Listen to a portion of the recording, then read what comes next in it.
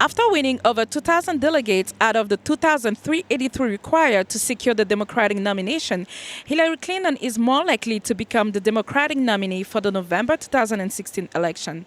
90% of Sanders supporters in Connecticut have vowed to not back her if she is the nominee, while 79% have claimed the same thing in Maryland. What should Hillary do in order to win the young voters who stand firmly by Bernie Sanders?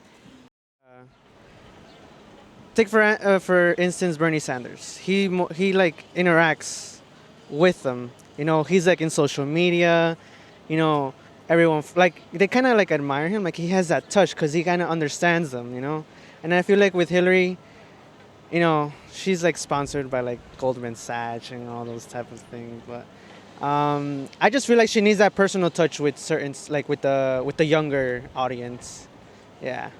I think she should definitely either take Bernie under her regime or administration, or at least appeal more to what he represents. And in my mind, it's the fact that especially Wall Street and the corporation hasn't been like really changed, even though they pretty much are responsible for, or mainly responsible, or partially responsible for the collapse of the 2008 economical crisis.